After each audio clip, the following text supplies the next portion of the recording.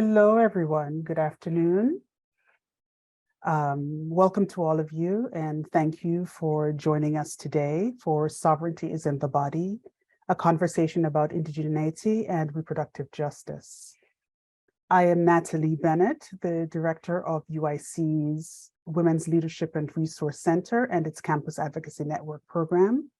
And it is an honor to have co-organized this event with Zori Harris, a graduate student in public health and advocate for Indigenous students through her work with the Native American Support Program and the Indigenous Graduate Students Association. It is only right and just to offer an acknowledgement of the ancestral lands on which this conversation is taking place right now. The University of Illinois at Chicago stands on the original homelands of the Miami and the three Fire Peoples, the Ojibwe, the Odawa, the Bodewadmi, who have been stewards of this land for generations. Illinois is also home to a diverse Native community of more than 75,000 tribal members, many of whom live in the Chicago area. For those of you who do not currently reside in the Chicago area, we encourage you to look into the Indigenous peoples of the lands you currently inhabit. Today's event is the latest in a series of engagements around reproductive justice at UIC. And the center's goal has been to provide a critical space for learning about what reproductive justice means for historically marginalized groups, as well as offer opportunities to collaborate, to build solidarity, and to find out how to do better for and by each other. While the term reproductive justice was created by a group of Black women here in Chicago in 1994, it is also true that Indigenous women had been taking up the work of asserting bodily autonomy and the right to raise families under conditions of genocide and dispossession long before then. Today, we are asserting that sovereignty does begin in the body, and that Indigenous struggles for autonomy, respect, and self-determination necessarily include attention to the political, economic, and social conditions to which Indigenous women have been subjected. Equally important to the story is how they have resisted, fought back, and worked to rebuild safety for their tribal communities. I also hope that we can use this conversation to call the names of those who have been leaders in this fight for many decades. As we continue to broaden the conversation about reproductive justice, we're pleased to have the support of the Gender and Women's Studies program, the College of Nursing, and the Native American Support Program in offering up this event as a service to the university and the broader communities to which we're accountable. Now for some housekeeping details. We have live captioning being provided for us. To turn on the captions or view the live transcript, find your Zoom menu bar and the button that says captions. You can click on the button to show captions or click on the small arrow next to it and choose the option that says view full transcript. We are recording today's program and will post an edited version on our YouTube channel. If you do not speak during the program, your video or image will not appear in the recording. However, you may keep your cameras off if you prefer. We ask that for the entirety of the program, you keep your microphones muted, especially if you're not speaking. The chat remains open, so you're welcome to use the chat function to, if you have questions that you'd like to ask, you can add it there. Or if you have a direct message to myself or a chat message or a message to Ramona, who is doing the technology for this event, we will take note of your questions there. Once the Q&A starts, you can also use the raise hand function and then unmute yourself to ask a question. There are many of us gathered in this virtual room today, so please have some patience with us as we navigate that. If you run into any issues or need any technical support during the program, please send a message and we'll address it. Finally, this afternoon's topic is a heavy one. Please remember to take care of yourselves. That can mean stepping away from the screen if you need to, having a drink of water, doing whatever you need to do, whatever your body and mind calls for you to do in the moment. I will now hand the program over to Zori Harris, who will introduce the moderator and facilitate the rest of the program. Again, I'm glad that you're present for this conversation today. Thank you.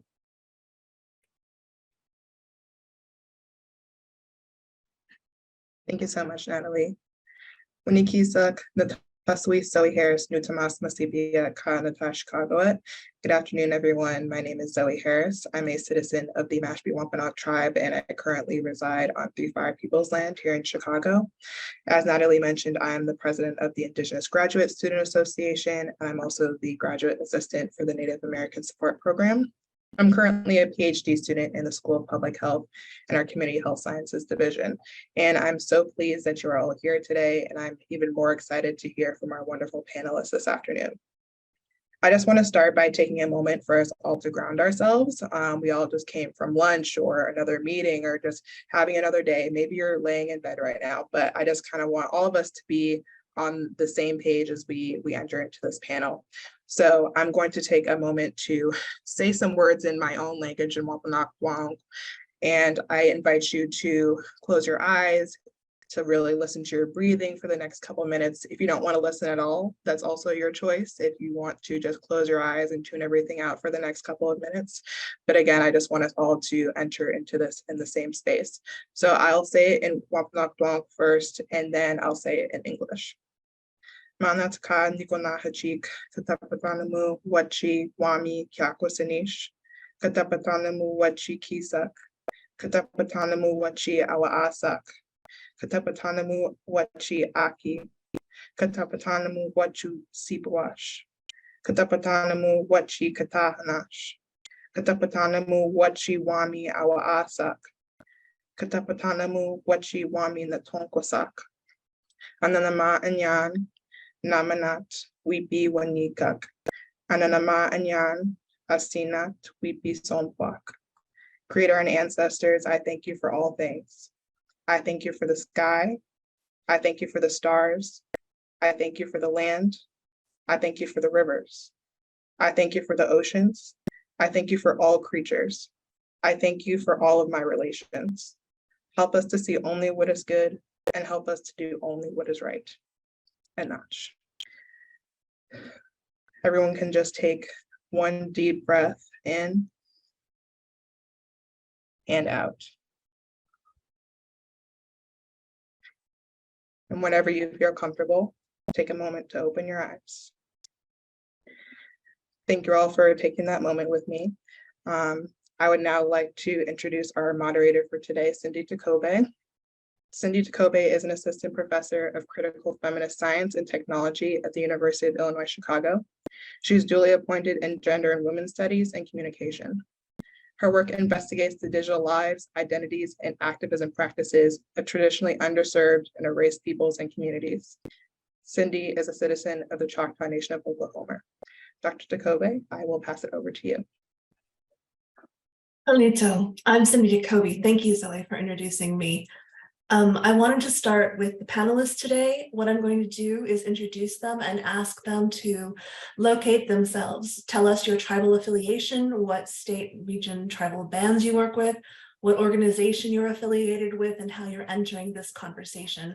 I'll say that I am a member of the Choctaw Nation of Oklahoma, and before being in Chicago, I spent 7 years at the University of Alabama, where I was a member of the Alabama Indigenous Coalition doing activism and public engagement. So my first panelist is Nicolle Gonzales. Would you introduce yourself? Yat everybody, Nicolle Gonzales Nishi, Glashchi Nishlento, Tochi Ibashichin, Shkai Deshache, Nanashaja. I am Danae from the Navajo Nation in New Mexico. I am the founder of Change Room Initiative, and I'm also a nurse midwife. I'm a mother of 3 kids. I am a maternal health, reproductive justice advocate. And I really support Indigenous birthing practices being reclaimed in our communities. Just honored to be here.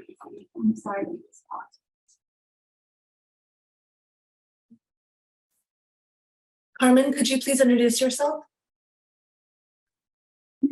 Sego. My name is M. Carmen Lane. I'm living in Cleveland, Ohio, which is the Western Territories of the Haudenosaunee. I'm African-American, Mohawk, and Tuscarora. I am entering this conversation as a two-spirit artist, scholar practitioner, equity consultant, and doula, and also auntie to my nephew, Daniel. I'm really honored to be here and thinking about how to hold this space and be present at the intersections of both the content of this conversation and also bringing the presence that is missing.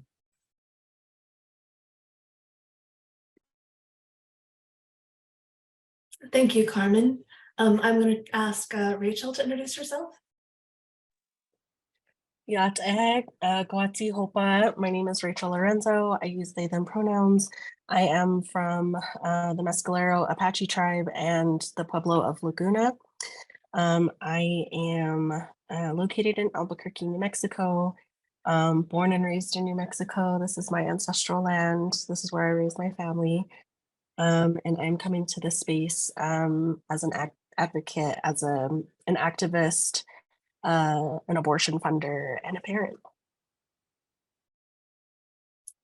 Thank you, Rachael. Janelle, could you please introduce yourself? Sure. I am Hetzquack, so good afternoon. I'm speaking to you from Coast Miwok and Pomo lands in Northern California. And I'm Salish and Kootenai from the Flathead Indian Reservation in Northwestern Montana.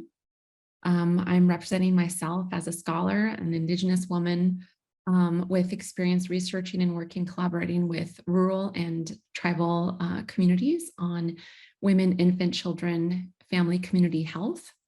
I'm a nurse midwife with over a decade work of clinical experience. And I'm a past committee member of a national committee that tried to improve maternal and infant mortality in our country and giving recommendations to the Secretary of the Department of Health and Human Services.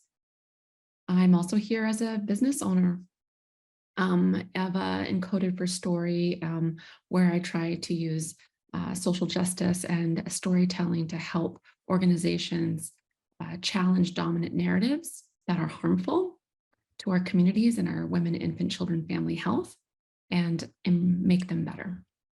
So I'm very honored to be here today, and thank you for inviting me. Thank you. I'm going to ask the panelists a series of questions. We're going to have about 7 or 8 minutes to respond per question. And the first question I would ask is, tell us what reproductive justice means to you and how you enact that understanding in your work and on behalf of Indigenous people. What are the challenges, if any, to your doing so? Does anyone want to start? Please, Nicolle. I can start. Oh. I would say one of the challenges I face as a midwife and somebody who's created an organization to mitigate the infrastructure and all the pathways that women have to navigate, or birthing people navigate for their health as individuals or birthing folks, is structural racism. And oftentimes that structural racism is put into place by policy folks, legislative folks, even at ill-informed community members that limit access to choices around not only just birth, but even the choice to have a baby or not to have a baby. And I was just in Hawaii supporting Indigenous midwifery there with their collective. And it was really interesting to see the structural racism in action from the not only the policymakers, but also the people in the place of media and what information can and can't be shared and by who. And so oftentimes our voices as Indigenous people, Native American people, our struggles are put on the side. And also we're a counterpart, like we're in addition to and another problem, we're never really centered. And so those are the challenges that I see in the community. As far as reproductive justice, I feel like what I see and know in this work that I do is being a storyteller and an advocate for this work through my own experiences navigating the system as a mother of three, going to these communities, not only in the United States, but in other countries like Guatemala, Canada, and New Zealand, who are dealing with the same issues of colonization, the impacts of colonization. And so having a global perspective and knowing that this fight that we're in right now around our reproductive choices are not just for those of us here in Turtle Island or United States, but actually in other places.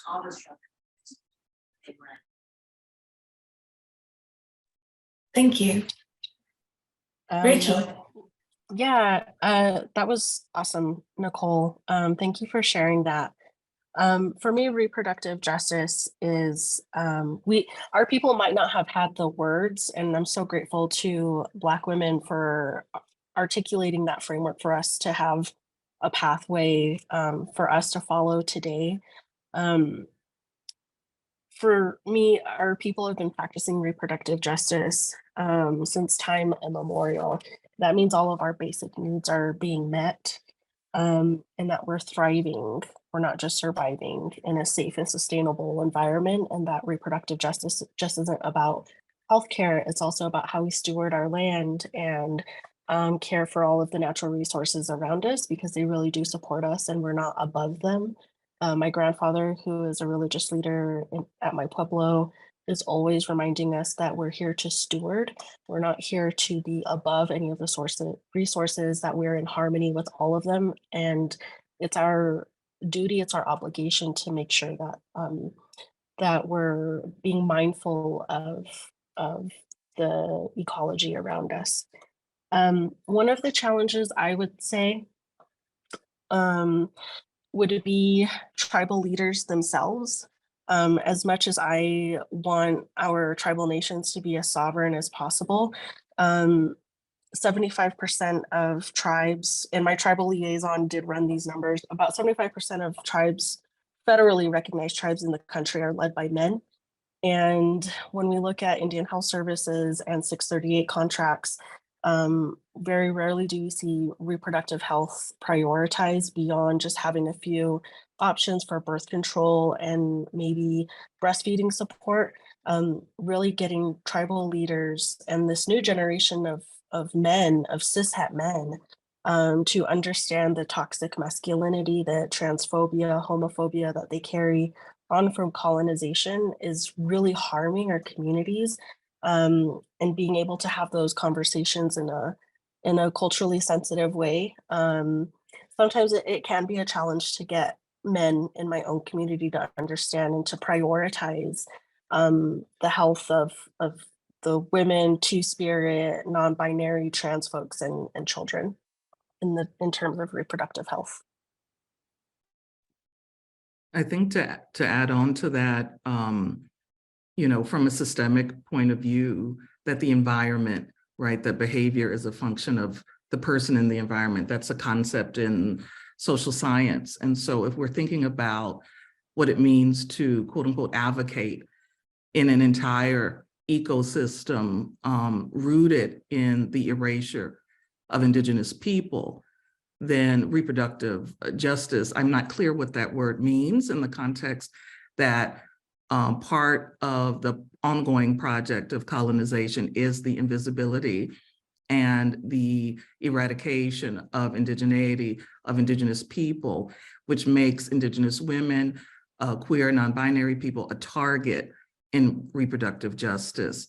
I think part of the challenge of racialization is that it puts the experience of Indigenous people within a colonial context, not in a context that Nicolle or Rachael brought to us in terms of time immemorial, that the Indigenous knowledges that midwives are bringing back, and not really bringing back, but extending and expanding within a here and now context, are a threat to this system.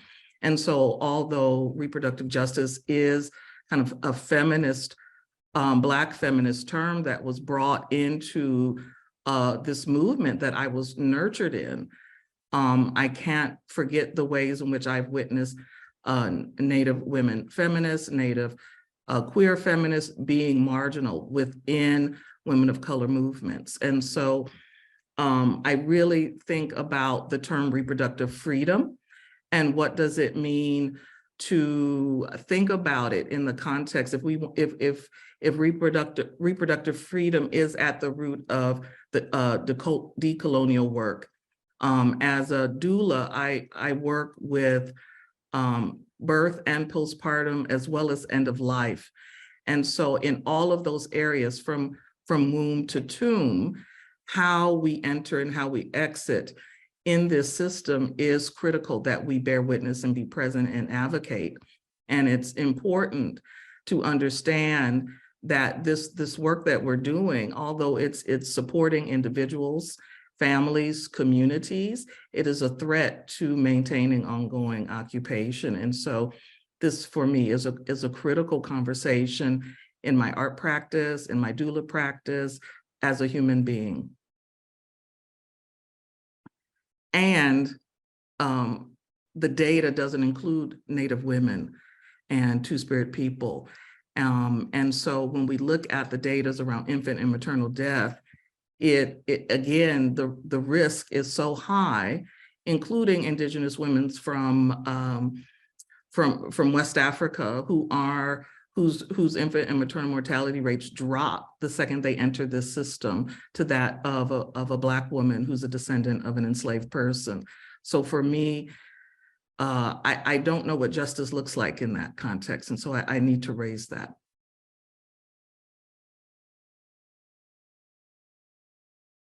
It's hard to really follow the three previous speakers on this issue because everything that has been said, I agree with, and I echo, and I thank you, Carmen, for bringing up reproductive freedom as a new term to consider, because that's essentially what it comes down to, is the choice and the freedom of that. And then if you're working within trying to decolonize the work that we do, or even the thoughts that happen in that system, then it's the freedom from that. So I would like to just add that in the realms that I work more on regional and national policy level. And I really try to help outsiders understand American Indian, Alaska Native, Indigenous history, for them to have basic knowledge of historical policies, state and federal policies from our history to really understand current context right now, what's happening right now. We are the asterisk nation. We are not reported in state statistics and national statistics. And it's really difficult to find our data, even among Indian Health Service, where abysmal amount of money is spent on maternal, child, infant health. Maybe child and diabetes, money is spent there, or women and diabetes, that's where money is spent, but not maternal health or infant health. Maybe the SIDS health, yes, but not the couplet, not the family, not the community. So I really want to bring attention to the fact that there is a disparity, just that Native people and people receiving care from Indian Health Service, we don't even have basic data on MCH, maternal child health outcomes. And so we don't even know where we're starting at or where we've gone. And that is a big piece to just understanding, reproductive freedom, where we are in that landscape, and if there are regional differences. The other thing that I would say that I agree with this, the land and resources and environment being a part of this conversation. In the mid-90s, I don't know if anyone remembers, I worked with a community in early 2000 in Western Washington, the Shoalwater Bay Native community had less than 300 tribal members in a small community in Western Washington. And for about a 3-year period, they had a 70% miscarriage rate. And no one in the nation understood what was going on. The community knew what was going on, and they looked to the state, they looked to the county, they looked to the federal government for help and trying to identify what was going on. Why were women not carrying to term? Why were there so many miscarriages? And why were there so many stillbirths? And to this day, there is no answer. Women, families had to leave the land in order to become pregnant and have children. And it is only recently that that the community has grown and is now having children, but there has been You know, like it's not the cranberry bog pesticides. It's not, you know, kind of any offshore drilling that might be happening. It's not the ammunition's World War II dump site that's above their land. It's none of those, according to all the scientific tests that were run, right? So the environmental impact is really important of impacting our health. And then the last thing I would say is the Hyde Amendment, right? A piece of legislation that prevents Native women in Indian Health Service from accessing abortion, right? Like people can't choose, they cannot decide, they don't have autonomy. So that was another big piece that I want to bring to this conversation. Thank you.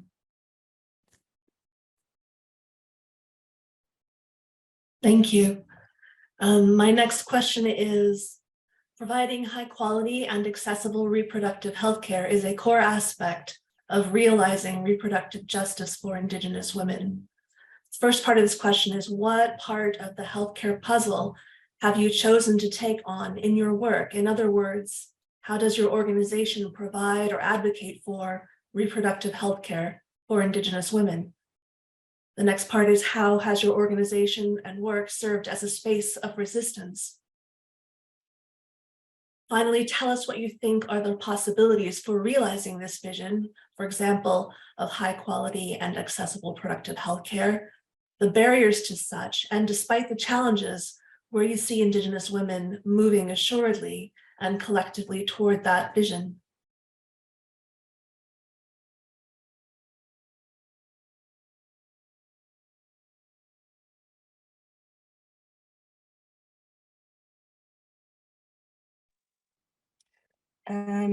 I would like to think that IWR, or Indigenous Women Rising, has taken on the financial aspect, and hopefully to some extent the geographic issue of providing funds or finding drivers for people to get the healthcare that they want or need if they don't want to go to IHS, or if IHS might be out of their reach.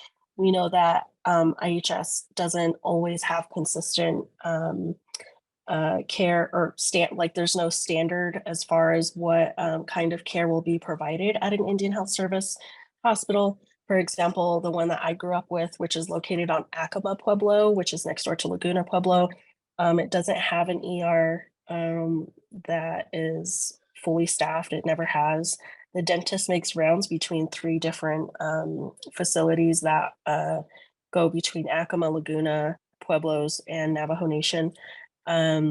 There was some breastfeeding support, and then a certified nurse midwife, but no OBGYN or someone who is qualified or has the expertise to deliver a pregnancy in an emergency or perform a C-section. And so that's just like one example of using our lived experiences to figure out, like, how do we help people get the care that they want and need. And abortion is definitely one of those things where it's very taboo in a lot of different communities, not just Native communities, and helping pay for that, getting the resources. We also compensate medicine people to do ceremonies for our clients after. We've paid funeral homes to pick up remains so they could perform ceremonies no matter where they are in the country. We'll cover that cost if the funeral home is willing to work with us. And so for us, it really is just following the lead of what our clients need, and funding anything regarding repro and sexual health, and inviting the people who have been most impacted, the people that we have funded, to join us. We have a staff where some of the staff are former clients, and getting feedback and sharing feedback with providers, whether they're doctors, midwives, nursing students. This is what our clients are saying about how their care can be better. And we're demanding that you listen to the people that you've either served or will serve, and being able to build that trust with Native communities across the country to to facilitate those conversations.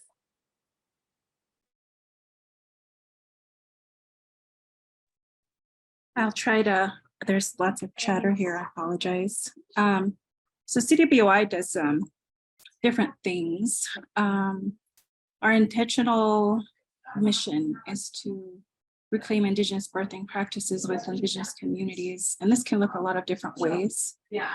Our initial goal was to create a birth center on Indigenous land, and it's 8 years in, and lots of challenges, lots of structural racism and patriarchy within our communities have prevented us from doing that. Just to give you an example of how hard it is to do something like this. One program specific areas are decolonized midwifery programming, where we attend births in people's homes, as well as Hogans on the Navajo Nation. We travel 2 to 3 hour distance to attend births in Fort Defiance, Window Rock, Gallup, and Farmington area, Albuquerque. So that is unusual. Most home birth practice midwives don't travel more than an hour from their location to attend births. Families that we're primarily focused on serving are Native Indigenous from the New Mexico Southwest area, as well as Black BIPOC folks. And we also receive grant funding to cover doula support and care, because all of our families get doula care. And even if it's their grandmother who's going to support them, can get paid as a doula to work with them. We do cover medicine body work. So a lot of the families we work with have trauma. And so not everyone can do talk therapy to address trauma. And so sometimes body work is the way. A lot of our families include ceremony as part of their pregnancy or birth experience. So we will pay for medicine man to do a blessing ceremony before and after the birth, if that's what they choose. A lot of our families also want to be back in touch with traditional medicines. And so we work with plant medicines and teas to support them through pregnancy for their wellness. We have a nutritionalist who gets them healthy food every week. Or every other week leading up to their 6-week postpartum. And so they get some information about what foods they should be eating, as well as like access to healthy foods that are growing from the land.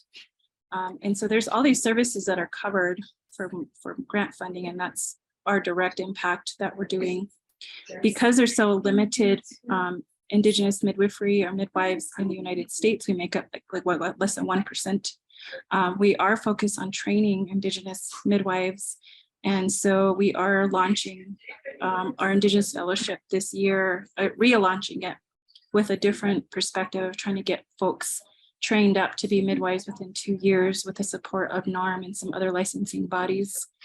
We have a community outreach program that's focused on training community to be lactation specialists and doulas, and we work with partners who do that work, who are Indigenous, who come in and do that training, as well as the policy arm, where we talk about Indigenous maternal health. And so some of the experiences that our families have gone through navigating the system and our own experiences trying to navigate the system from the outside, we bring that information to policymakers and legislative bodies. And so there's like 3 impact areas that we're focused on, because we can have innovative work trying to address these issues in our community, but if the policy doesn't support what we're doing, it actually doesn't last very long and it becomes ineffective. And so just like Rachael said, the issue that we also deal with is tribal affiliation, and tribes are unaware of maternal health and reproductive justice issues. They don't want to have that conversation, and they don't implement any type of legislation or even resolution that it's an issue. I find there's 2 conversations happening, one on the federal level, like one I was a part of with Janelle Palacios, with those recommendations on improving maternal health and reproductive health in our communities. And then there's the grassroots conversation that's happening, where people are trying to navigate the system and having these meaningful conversations around access to care and funding. And so those are some of the challenges, and it's really important, I think, to bring these 2 conversations and these people working on each side together to have this meaningful conversation about what kind of policies are in place. And there's also like invisible policies, right? The invisible policies that we are guided by, meaning if there's no access to a birth service or birth care in our community, that people leave that community to go someplace else to have their baby. And with the increasing number of healthcare deserts popping up in other states, and as well as this, and as well as in New Mexico, you know, how are we filling those gaps? I know there's a big push for birth centers, but that's not the answer either. And so it's like, how are we branching out to serve these healthcare deserts in partnership with birth centers and home birth midwives and hospitals? And you're seeing these reports come through HRSA and even the White House and United Nations. We were just there advocating for reproductive and maternal health for Indigenous peoples in the US. And there's all of these recommendations coming down, but they're not getting to the communities. And why is that? It's because hospitals get to make their own policies. Doctors get to make their own policies. Insurance carriers get to make their own policies on who they get to fund and what they're going to cover insurance-wise. And so for me, I think if we're going to use these policies that are coming down from higher levels, like we need to find a way to regulate and hold hospitals accountable, hold communities accountable for these services that they should be offering and continuing to offer in our community. There's some incentives there that could be brought forward to make it more, I guess, supportive for everyone to work together to address these issues. And I just don't see that happening right now.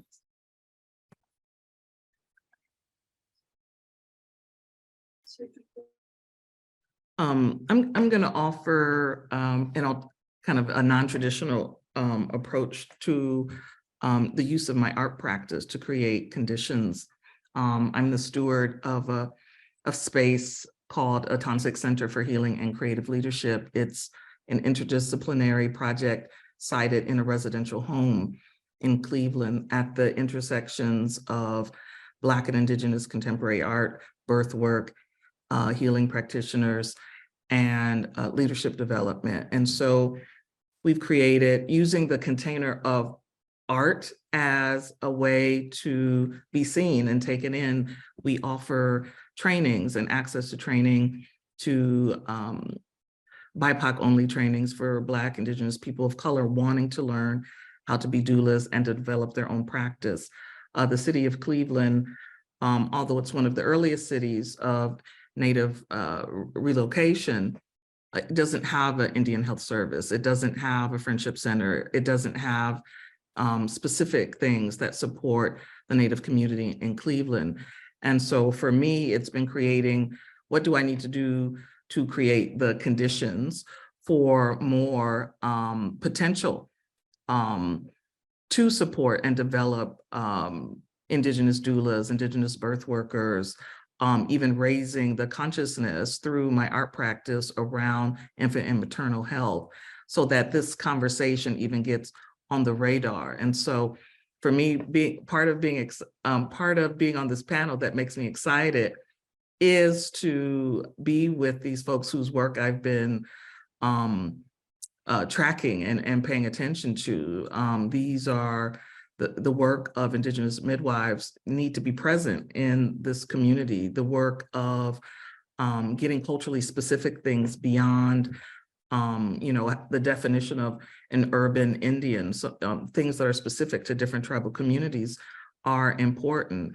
Also bringing, I partner with a project called Doula Trainings International, and they're one of the few organizations that also support and develop queer and non-binary and trans birth workers, and also develop curricula that supports using terms like birthing person, but really thinking about what the health concerns are across that, and they support the development of entrepreneurism for doulas.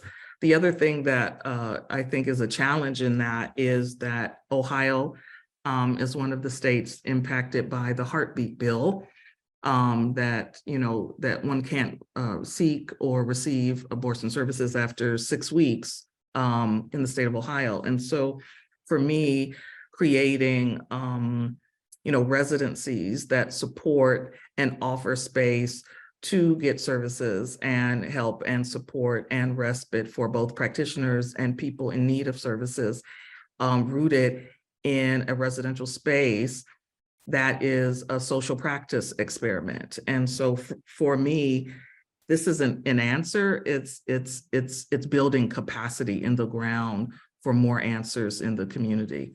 And there's a third part to your question that, and I wrote notes on it because it was that last one was hard for me.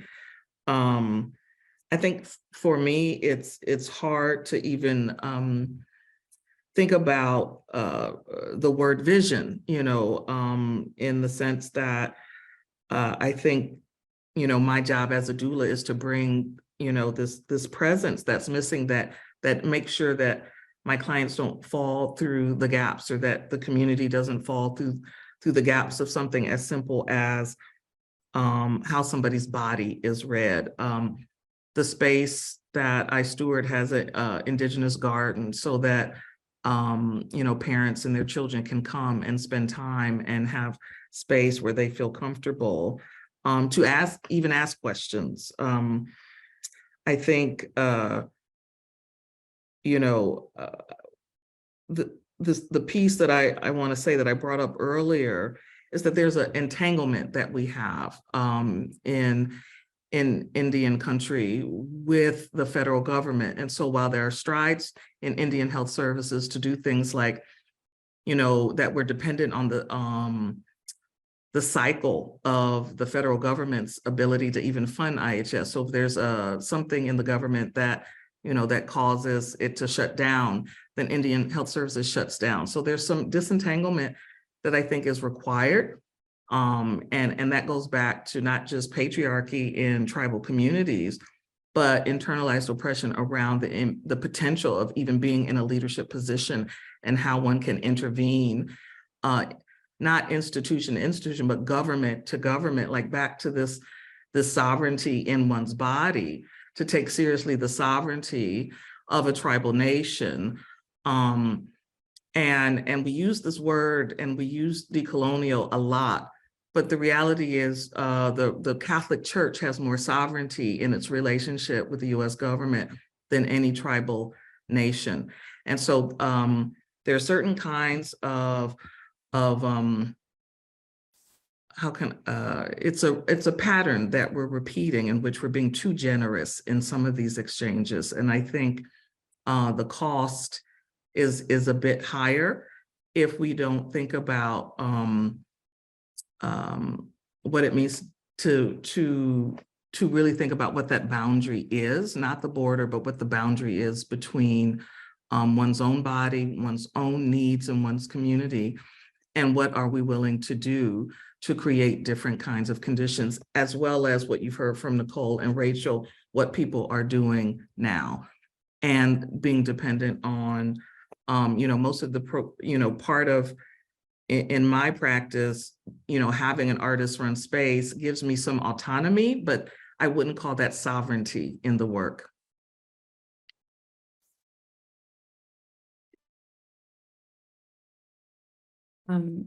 I would add just a few things for myself, that I see that my role is as a connector, you know, that I am able to help bring in, like Nicolle, into this panel and have people hear and learn from Nicolle what's going on, what a different way of experiencing wellness can be. I mean, how many in the chat room, like, you know, do a smiley face or a heart, like if you were just blown away by what's being offered with American Indian Rising or Changing Women Initiative, like that blows my mind. I want that kind of experience. And for many of us, not just Indigenous people, but all of us have lost, many of us have lost that connection to these basic experiences. Even in the UK, right? Midwifery is still very prevalent. It's still very much a popular culture. Like, people understand what birth is like and what it's supposed to be. People still have birth at home with their family in attendance and then sleeping together, you know, like not having to leave, not having to go to the hospital unless there's an emergency, but like people have birth at home.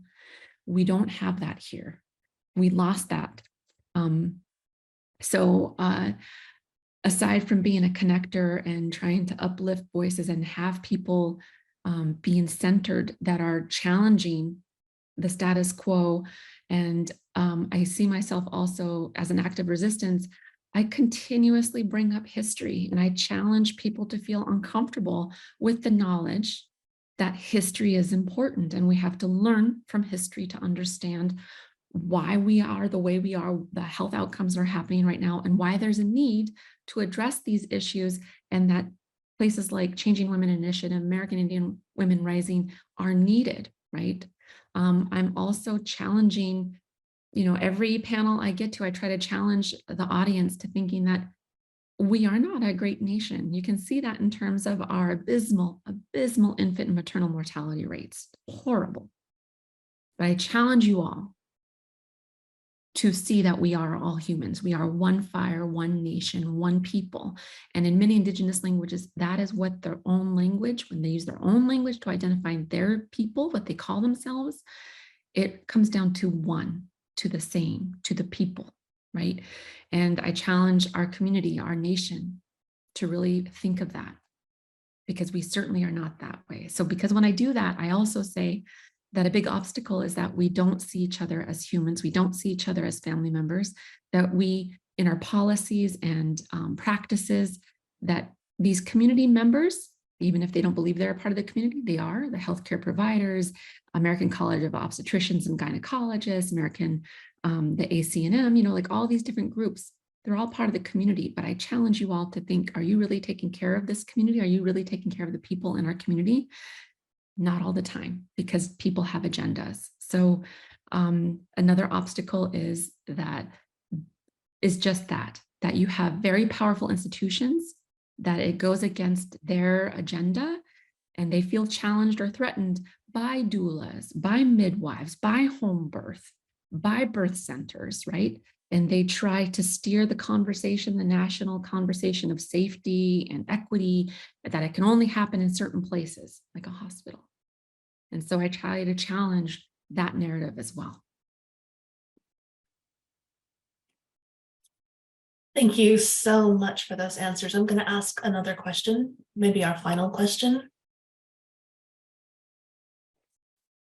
The right to control how and when to raise families has been denied to Indigenous peoples as part of the larger colonization and genocidal project that still continues today. The Indian Child Welfare Act of 1978, rather than restoring the right to Indigenous families, seems to have created another pathway for undermining those very families. If the overwhelming message from the US colonial government is that there is something fundamentally wrong with Indigenous families, how do you counter this constant message through your work? What are the tools you have developed or found useful and transformative in working with Indigenous women and Two-Spirit peoples?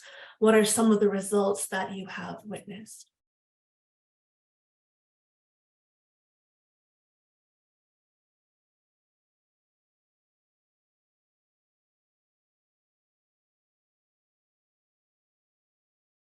I can say one example, that every day when I go to work in a hospital, and I teach OBGYN residents, and I'm with nurses who are learning as well, that I challenge them to really think about that person's history and their context.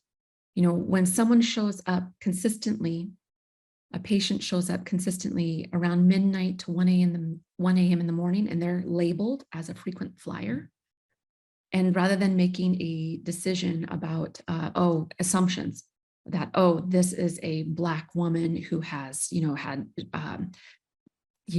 3 miscarriages, who has 1 living child, she's now preterm, she just comes here for her clinic care. She's really not using the daytime clinic. She's coming here to the emergency room through the triage system. Like all these assumptions are made. And this is on a micro level, that I challenge people to really go in and just talk to that person. And I want them to hear what this family has to say, what they're willing to share, by just asking a few open-ended questions. And then soon the clinician finds out, wow, the partner works 3 jobs, and this is the only time that they can have reliable transportation to bring his partner to the hospital, so that the clinic times don't work. The transportation system doesn't work for them. either. They have a child with a high need, so they have to bring their child with them. There is no one at home, no one in their family, no one in their community that they trust that can take care of this child who has high needs. That this person ultimately is going to make a decision about caring for her pregnancy or caring for this live child based on the decisions of where she is in her clinical picture. So when clinicians are challenged just to ask the story of like what's going on is so critical to their understanding. It changes them as a provider. It changes their perspective and engagement with people. And I hope that they carry that with them forward, that they will always remember this because it's essential, because the indoctrination that happens, becoming a nurse, becoming a midwife, becoming a doctor, becoming whatever profession there is an indoctrination process. And so I try to challenge that by bringing it back to a holistic view. I try to do that on the national level by challenging people to think of history, to challenge people to think of people's stories, to understand the wider experience of someone's life and not just the assumed experience.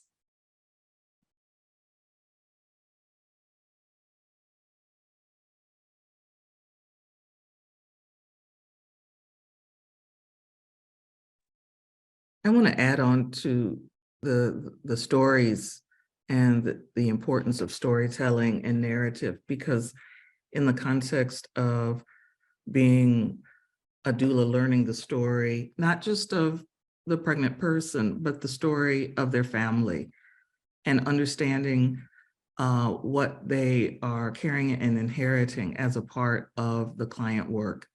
And that if I only know the first story, I can't be as useful or helpful. If I don't know the story of how they're entering the medical system, I don't know how to show up and intervene in the way that I need to intervene. If I don't know what the challenges are that they're carrying in the moment as they enter the hospital, I can't help. If I don't believe that, the white midwife or the white doctor or the white medical system isn't already believing that my clients aren't human, I can't be helpful. And so it may be harsh to say that we have to understand the what is, and the what is that Indigenous people, Black people, young people, elders are not seen as humans in this system, then we can't intervene appropriately and in a meaningful way that can be supportive. For me, really having contact and creating opportunities for people to have contact with that understanding that it isn't just that they have bias, institutionally or in their leadership role, but they've been conditioned to be perpetrators of violence and perpetuators of systems that can kill us at any given moment in time. And it really doesn't matter what you have in place that is an unearned privilege, that the lack of sovereignty in one's body is what puts us at risk. And so for me, I have to remember my great-grandmother who lost her first child that she was pregnant with, that as an Afro-Indigenous adoptee forced into an orphanage, purchased by a wealthy Black family to work their land. At the end of her life, her body was left in a garage. That if I don't understand that contributed to my own inability to give birth or carry life to term, if I don't understand those connections in my own body, I can't be present enough to be a doula. I can't be present enough as an artist to create ecosystems and environments for people to understand how these dynamics are interconnected. And if I don't understand that it does not benefit a system, whether it's a marginalized system that or one that is in the center, that the ill health of our environments creates opportunities for individual greed and maintenance of power.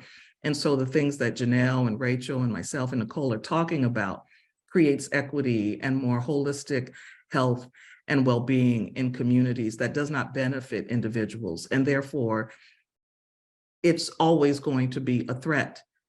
And so for me, some of these answers is building more relationships and networks of people doing different work, not just on the panel, but in our communities that, you know, I bring Rachael and Nicolle to my community. I go to their community.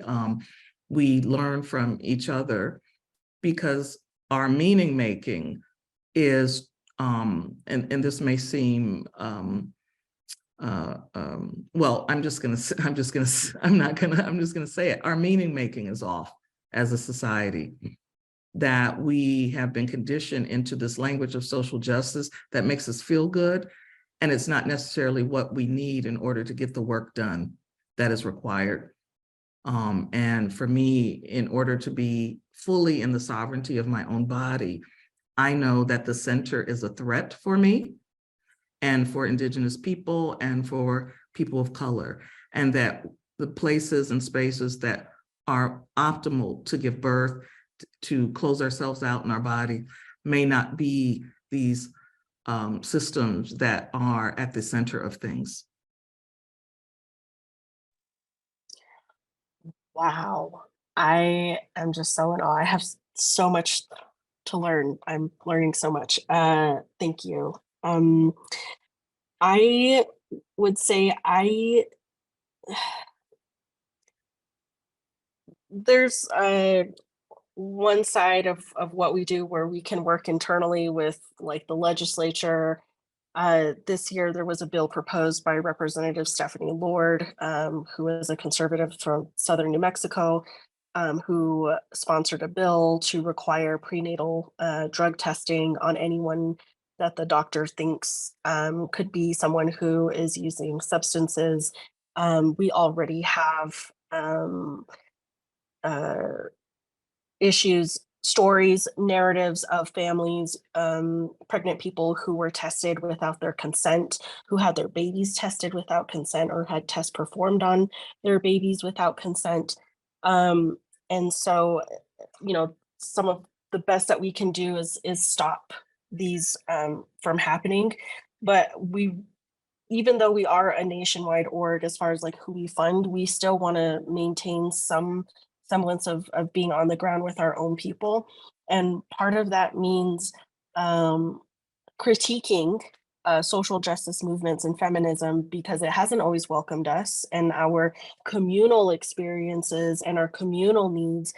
And so one of the ways in the question that we've been able to counter this message that our families are not good enough, because it's not just Western providers, it's also people within our own movement who criticize the way Indigenous and Black people and people of color raise their families, living in multi-generational households, living in certain areas, those kinds of things. My parents were they are very devout Catholics, and they very much believed in this white normative nuclear family. And as I get older and I understand more of my culture and my tradition, I realize like that's not part of who we are. It never has been. And I can't function as a queer Indigenous person without the rest of my community of different generations. That being said, and bringing in what I said a minute ago about critiquing feminism and the social justice movement, our families or our communities might not want to participate in this movement. They might not want to even engage with us as a whole or who we're part of, because we don't speak the same language. My mother-in-law, she says, everyone. We have the way that we speak and we have those stories, right? And we don't all know what intersectionality means. We don't all know what these social justice terms mean, which are important. And I'm not trying to dismiss that, but people back home on my res, on my husband's res, they don't they don't talk the way that we do. And so for us, the way that we've been able to counter this messaging within our own movement and with legislators or providers is that our families are so smart. They are much smarter probably than many of the people in the movement. And we've been around surviving the apocalypse for hundreds of years. And we do have something to offer, even if we don't have the same words or the same language. That can be very limiting. And so for us, just reminding our clients, like, even if you don't know all of what we do, or you don't know all of the terms on our social media or whatever, like, you still have a place here with us, and being more inviting, and knowing that within our own movement, we could be better. We can be better. We must do better. Otherwise, all of this is for nothing.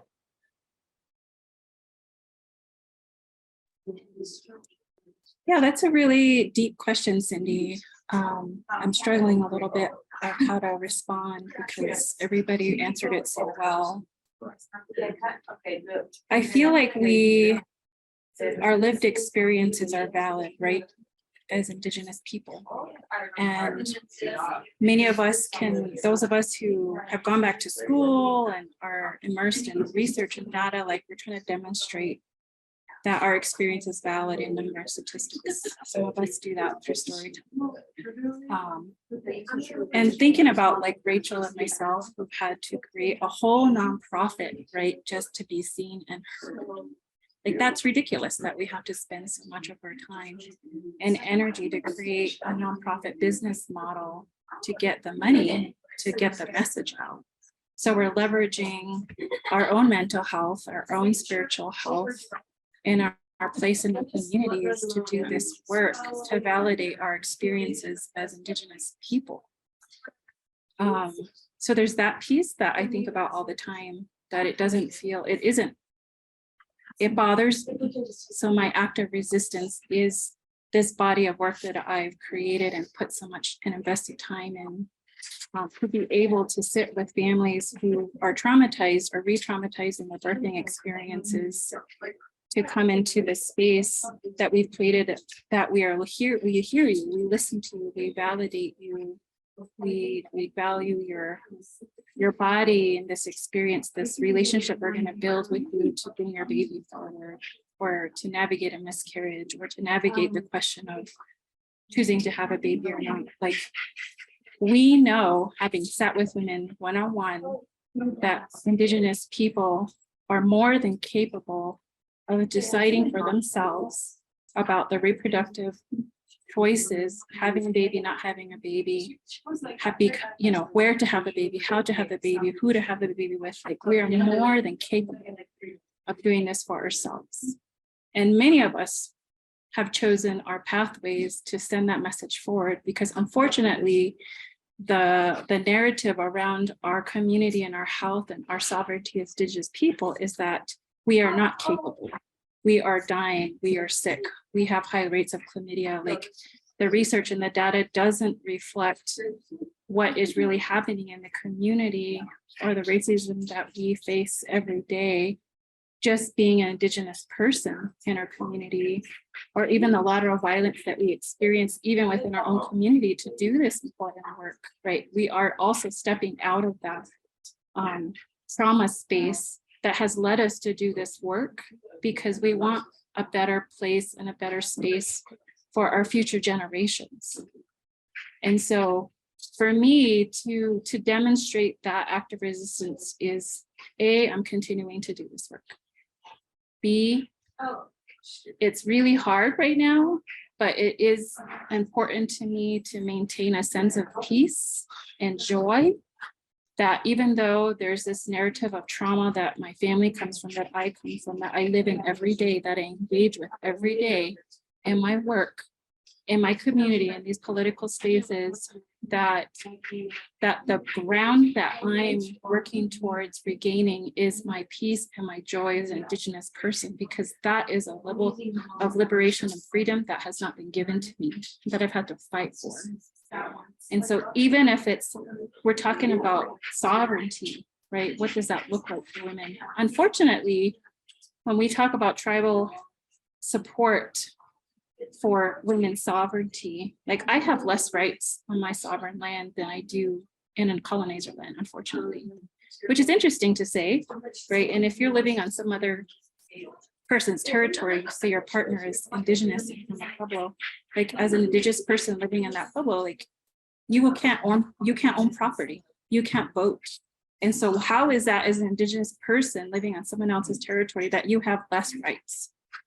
And so when I think about sovereignty, reframing it to support Indigenous people, like that is something, unfortunately, that our tribes are not in partnership with yet. And I hear them often say that we value our women, we support our women, they're super sacred to us.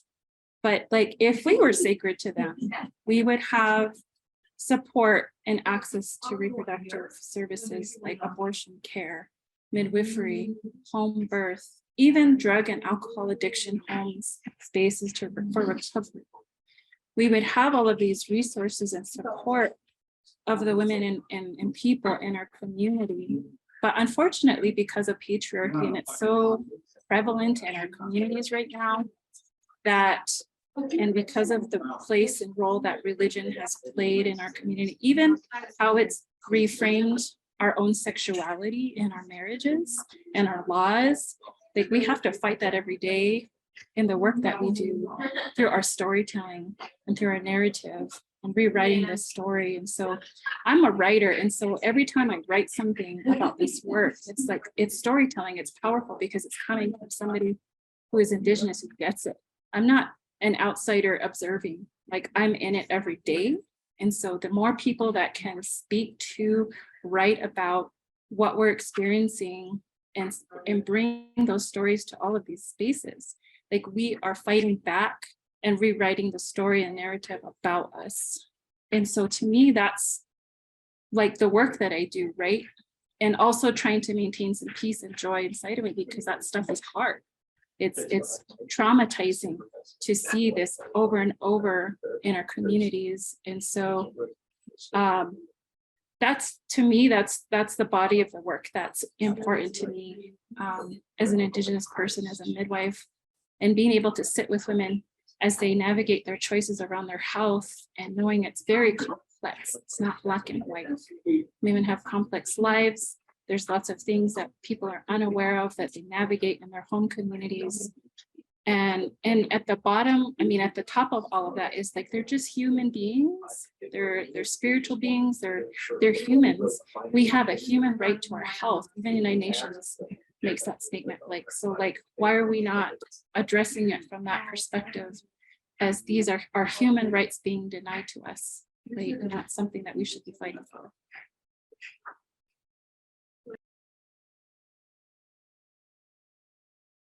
Janelle, did you want to add something?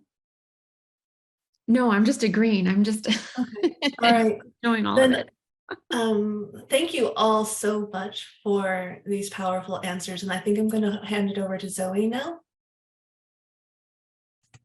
Thank you so much, Cindy, and thank you all. I am so incredibly grateful to listen to all of your stories and all of your knowledge. It really is an honor. So now we're going to move into our Q&A session.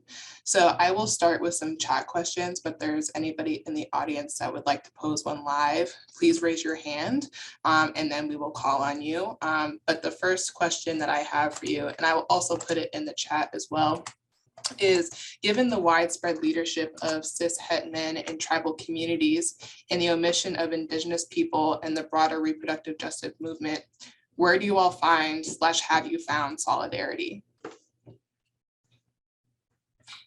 you want to start, Rachel? I see a smile on your face. Yes. I'm going to be very brief about this, but I have never felt so at home and loved and even held accountable in movement building than by the Black femmes and women in abortion work. For example, Yamani Hernandez, who was the ED at the National Network of Abortion Funds, and Oriaku Njoku, who is now the ED there, and who led and founded Accessing Reproductive Care Southeast, or ARC Southeast, an abortion fund that serves people in the Deep South. It has been solidarity with Black, non-binary, trans folks and femmes and women. And not just, you know, we care about what Indigenous people say, but also putting their money where their mouth is. And made me want to make sure I reciprocate that as much as possible. For example, in 2020, when IWR thought maybe we had to close for a while so I could fundraise, ARC Southeast came through with a almost $30,000 grant to keep us afloat for a few more months. And that is truly what kept us going through the end of 2020, so we could plan for 2021. And it's that kind of solidarity that I'm so grateful for, and has really shaped how IWR looks at mutual aid and how we practice it, and how we genuinely want to be partners to everyone, to all the panelists, to the work that y'all do.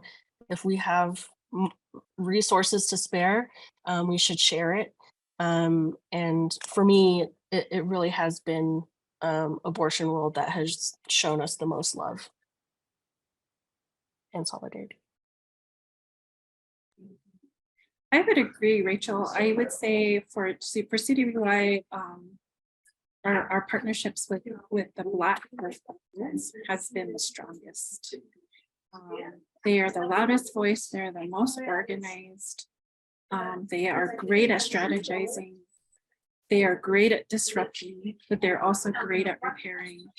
And to my sadness, we've had the least support by Indigenous organizations, Indigenous tribal affiliations. And unfortunately, that's been our least support. And so I want to uplift the Black midwives and doulas and birth workers who have shared their knowledge with us and demonstrated what allyship looks like and partnership looks like.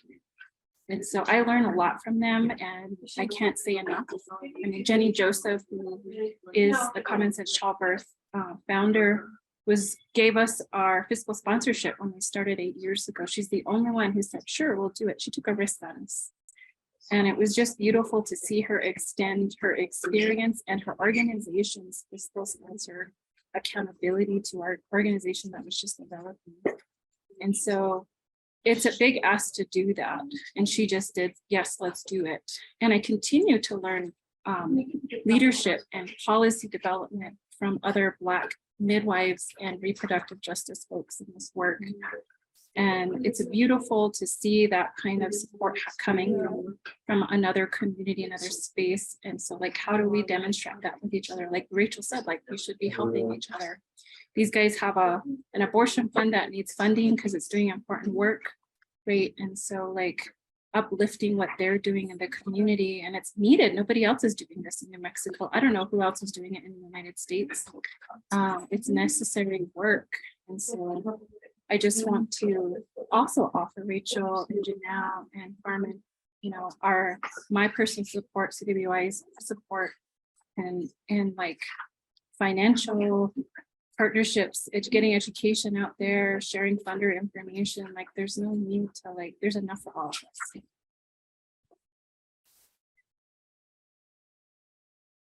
You know, as somebody who lives at the intersections of many places, you know, I think binaries have been harmful in the work that I've done. And so I think if, you know, as I listen to Rachael and Nicolle, I think about the polarity of solidarity, which is generative, versus binaries that are harmful. But I have to say that as an Afro-Indigenous person, as a two-spirit, gender nonconforming person, in birth work, in life, that I've come to be at a place where I don't expect solidarity.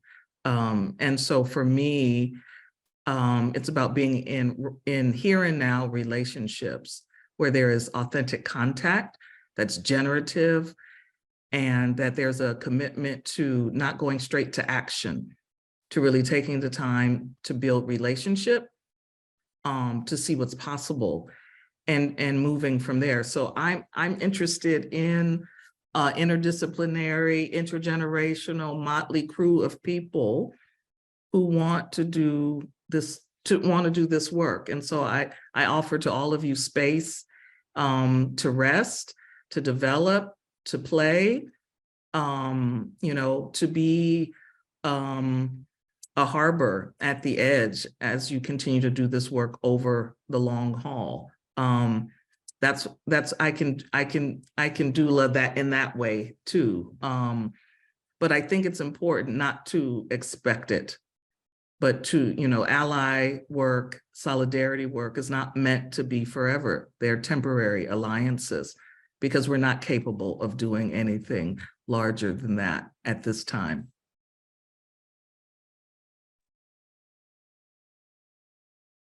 I would also, acknowledge and make attributions to all the what has been shared before by my panel committee members here. And I would just say and wonder to extend what Nicolle was talking about in terms of not being able to, it was the sadness because of the experience of having other Native or Indigenous organizations or communities as a source of like harm and towards the work that someone is doing.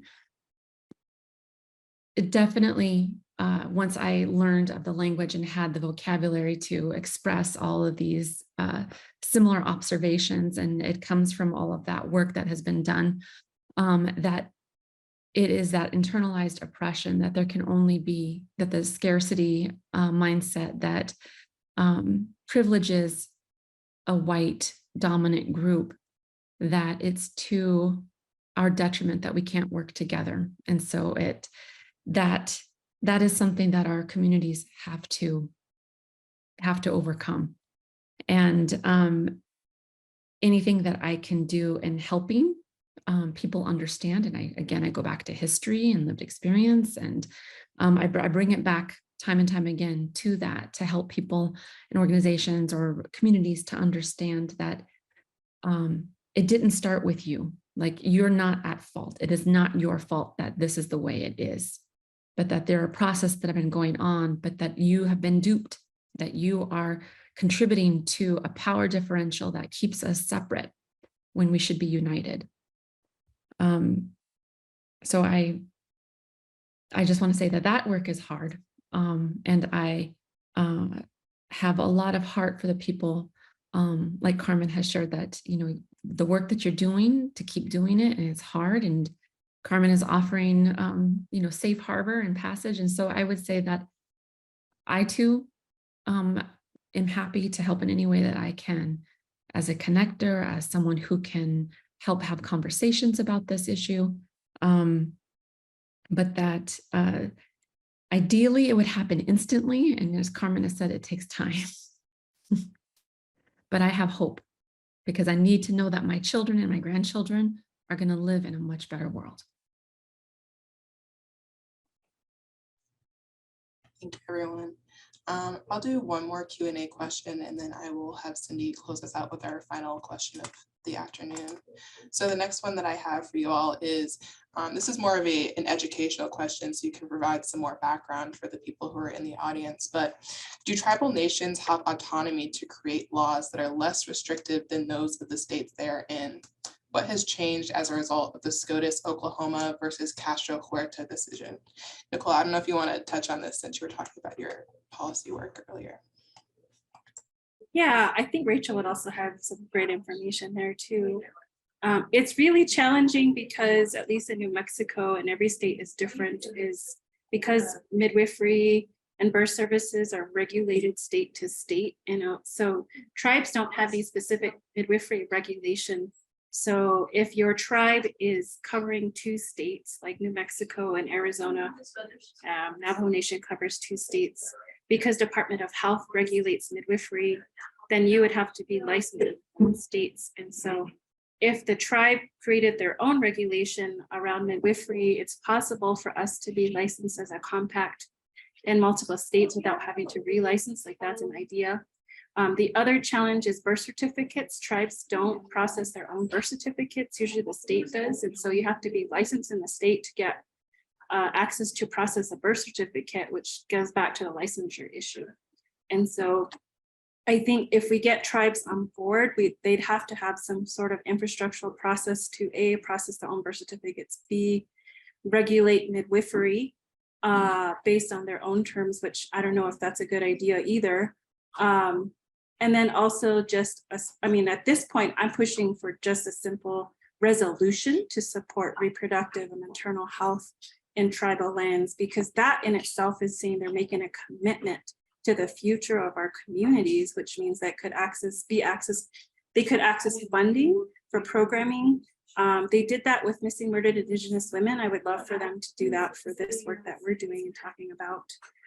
And so because of the regulation state to state versus the federal, it's very different. The Indian Health Services functions like its own island because it's a federally run hospital, clinic, organization. And so as a midwife, you don't have to be licensed if you go from, North Carolina and work in Mexico and IHS, as long as you're licensed, it's federally recognized. But once you get out of that location and you're on tribal land, it's a question of whether the state or the tribe oversees how you can practice in that community. And right now, I don't see any specific regulation or support around birth on tribal territory. Yeah, the issue of Castro Huerta is so scary because it is eroding Indian law, which is a double-edged sword in my opinion. Like, Indian law in the context of the genocidal project that is the United States, like, tribal sovereignty is almost a farce. We already have something called Public Law 280, which is a law, it's a law where the federal government gives up its trust responsibilities to the state. And there are only a handful of states in the country that are Public Law 280 states. And so criminal and civil jurisdiction go to the state, which can be really damaging, especially in a criminal case where you have missing and murdered Indigenous people, because we know the federal government already doesn't do a very great job of investigating or prosecuting cases. Tribes already have very, very limited power as far as who they can prosecute. Any non-native who commits a crime on a reservation, that they're not within it's not within the tribe's rights to prosecute them, even if they were on reservation land. And so there are a lot of jurisdictional issues. And when we're talking about reproductive health and justice, especially in what we would call red states, we don't know if anti-abortion laws or anti-midwifery laws or laws that or regulations or rules that are promulgated through various state agencies, if they would touch native lands at all. But we also don't know if any of those laws or rules have any kind of civil or criminal penalties, and if so, who has jurisdiction over them? Tribes could absolutely try, depending on their constitution, which, by the way, has to be approved by the federal government for them to even implement it, which is a whole different story. So not only do you have nearly 600 different tribes with 600 different constitutions that were each approved by the federal government, not every tribe is the same as far as capacity. So not every tribe is going to have a judge system, might not have general counsel or even a tribal historic preservation officer. Sometimes a tribal leader might their governor, president, chairman might be playing different roles within their own community. And so it's really important to be mindful of the capacity of different Indigenous communities. That's like my policy law brain, giving some kind of context. But I can absolutely see how that SCOTUS decision of Castro Huerta can be incredibly restrictive to tribes trying to, if they had the political will, which I hope they do get at some point, to create resolutions or laws that protect and maybe even expand reproductive health on tribal lands. Thanks, Nicolle and Rachel. Carmen or Janelle, did you have anything else to add? Yeah, I'm just, this is my systems brain, you know, so again, if we look at, and this is really, Nicolle brought this issue to mind for me, the, you know, that the issue of, you know, reproductive freedom for Indigenous women, two-spirit birthing folks is, you know, really, it is connected. There's a through line to missing and murdered Indigenous women. And, you know, I want to think about also art as an intervention around partnering with with projects like these, because, you know, I remember a time when the only people talking about missing and murdered Indigenous women were Indian, you know, was an Indian country talking about it, you know, and now it's everywhere, and people want to do something about it, whether it's effective or not. But I remember even decades ago where the issue of, you know,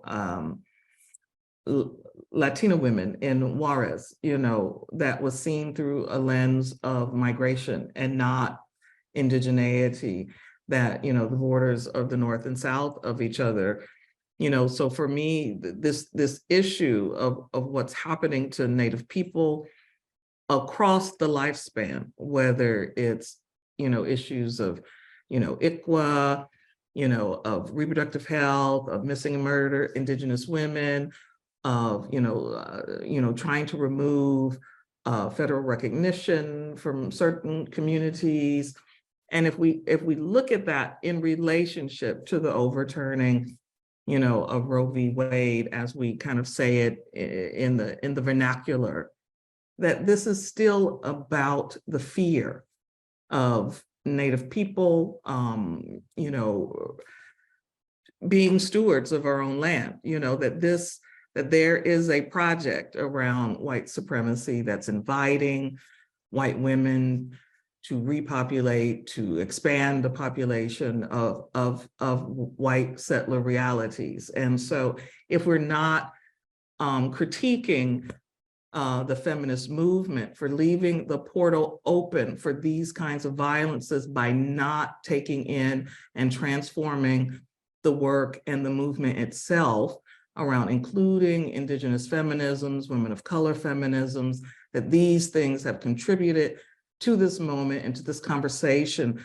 that we're having right now, that's still denying, you know, Indian country, its abilities to be sovereign of itself, and imagining what it means to be together here and now in this place towards some kind of decolonial resolution that, you know, while feminists who are non-Native have romanticized and marginalized simultaneously Indigenous knowledge, Native communities, Native women, Two-Spirit people, like these things have contributed to the ability to use law and policy to distract us from this pattern of behavior that's really about white supremacy and ongoing occupation.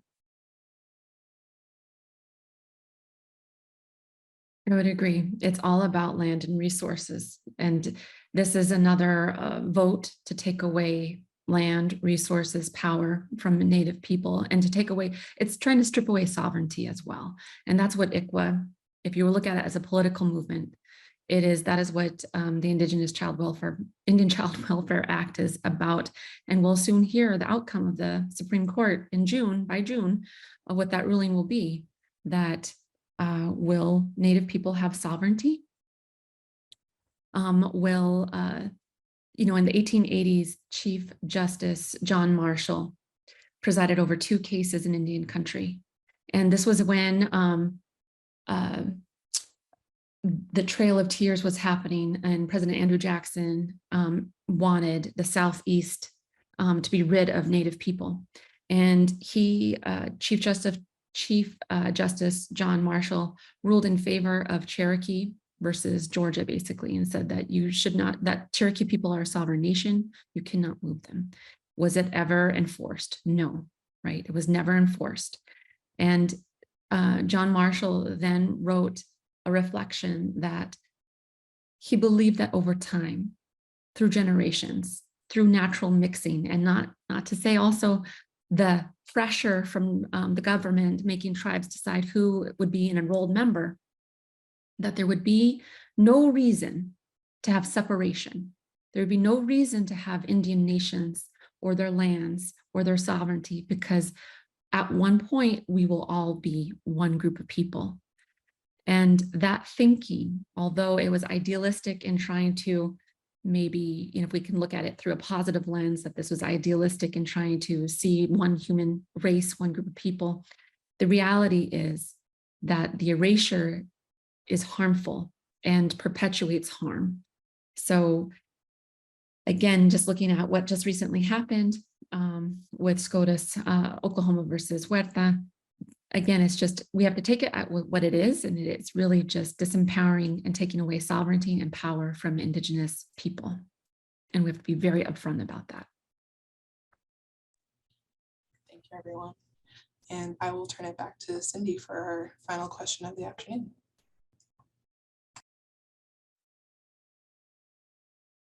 Thank you, everyone.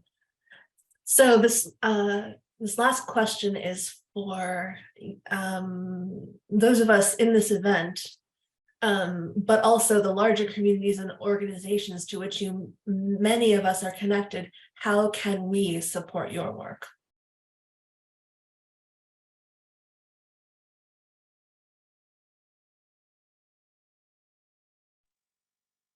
We have Fundathon happening right now, which is through the National Network of Abortion Funds, to raise money for abortion care. We're also splitting what we make with Valley Abortion Group, which is an all-trimester abortion clinic that is homegrown here in New Mexico. Local providers, local doulas. It's going to be employee-owned. So I'd really ask people to share that information and donate if you can. And if not, I mean, just sharing our stuff on social media would be super helpful.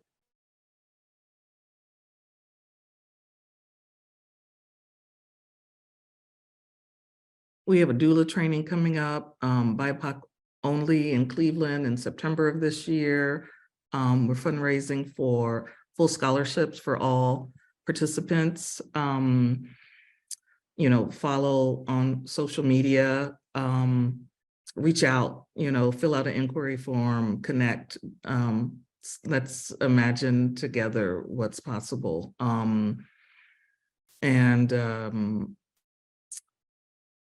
Use the space, to gather, to plot, to, what word did someone use, Natalie, co-conspirate together? I think the power of this project is only as powerful as who activates the space and uses it. And also, I think to continue the disentanglement, the thinking about how, what's the language that you use and the narrative that you use to understand what's happening with Indigenous women and Native people, that while I'm experiencing a shift and an increased curiosity, I'm still cautious about non-Native people's relationship to understanding how you are conditioned to perpetuate settler colonialism, that in order to really be in allied relationships, there's a lot more inner work and communal work that's required of non-Native people. And I support you coming to the space to learn and develop yourself around that. I really appreciate this space because I'm just thinking and reflecting on all that knowledge that was shared. I was going to cuss, but I was like, man, we know a lot. We know we are obviously experts because we are in the work and doing it every day. we have a Change Initiative website. We're constantly fundraising. We are getting prepared to launch a large fundraising effort to go towards our birth center, in which we found a location and we have a building in mind that we're going to renovate with a farm. And so we are going to raise $1 million to purchase the land and to create it into a birth space. Beyond that, we probably will be fundraising for a mobile clinic and a family physician to join our work. And so pay attention to our blog and to follow us on Facebook and Twitter and Instagram, Change Initiative. And we are excited to finally be in a place to really focus a lot of our attention on this birth center that we've been dreaming about, which I imagine we'll be able to build a hogan on that site because it's big enough to build a hogan. So 8 years later, we're finally at this place to do it. So we're gonna need you. Thanks. I am really happy to hear what Nicolle just shared, because I remember Nicolle when she was graduating midwifery school, and she had this big vision of establishing her own birth center. So I'm really excited to hear that that's happening. Just attending, attending meetings like this, participating in panels, being at the table is really important. So inviting scholars, activists, people who are doing this work is going to be really important, and it helps advance the consciousness of what's going on. It helps people be aware. It helps mobilize others for wanting change. And so I would say that one of the best ways to advocate to continue this work is to keep holding panels like this, to keep doing this work, and for all the people who attended to think about how in your own organization, your own institution, you can bring people to have these kinds of conversations because they're needed. Thank you all so much. As we close out the event for this afternoon, I just want to first share some upcoming events that you can continue to learn about this. This does not end because it's Women's History Month. It doesn't end because Native Heritage Month is over. It is consistent work that we have to do. So UIC has been having a series, Surviving the Long Wars. They have a multi-site art exhibition tomorrow, actually, so the 16th. There is going to be a symposium on Indigenous feminisms on Monday, April 17th. And then the Women's Leadership Resource Center continues to have events throughout Women's History Month, including a March 30th dialogue on Pacific Island feminisms and Indigenous feminisms. And I will end by just saying thank you. Thank you to everyone who is in the audience today. Thank you to our co-sponsors, Gender and Women's Studies, College of Nursing, Native American Support Program. Thank you to Ramona, who is doing all of the background stuff. Very grateful to Ramona. Thank you to Dr. Natalie Bennett for being patient with me as we put on this event. Thank you to Dr. Cindy Tekobbe for moderating today. And Katabatash to Nicolle, Carmen, Rachael, Janelle. As you said, this work is not easy. And especially as somebody who is in a predominantly white institution as a student, it is not easy, but doing events like this really do fill my heart with so much joy and so much love. And I really strive for my work to be love in action. And this feels like love in action. So really, I'm so, so grateful for you all to be here. And this is work that the 7 generations before us and the 7 generations after us were really talking about. So thank you so much.